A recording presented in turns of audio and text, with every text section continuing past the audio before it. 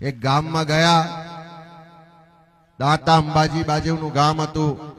એક કાકા મળ્યા. મેં કહ્યું, કાકા મત કોને આપ્યો હતો? તો કાકા ધીમે રહીને શરમાઈને કહે છે કે મોદીને. મેં કહ્યું, કેમ મોદીને આપ્યો હતો? તો કે મોદી પેલું અનાજ આલે છે ને કે. મેં કહ્યું, કયું અનાજ આલે છે?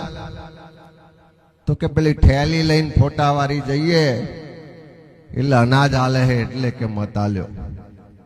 આપણે મોદીને ફોટા વાળી ઠેલીઓ આપી છે, ગામે ગામ છે ને, બધે આખા ગુજરાતમાં વેચી છે.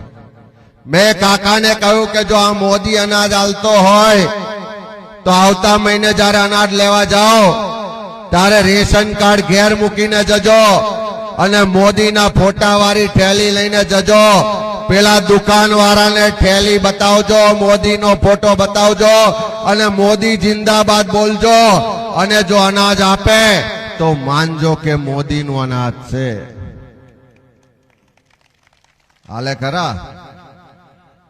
મેં કીધું બીજા મહિને જજો, મોદીના ફોટા વાળી ઠેલી એક બાજુ ખૂણામાં નાખજો, તમારી ઘરની ઠેલી લઈ જજો, રેશન કાર્ડ હાથમાં લેજો, દુકાન વાળાના ટેબલ પર જઈને રેશન કાર્ડ પછાડીને કહેજો કે અનાજ આપ.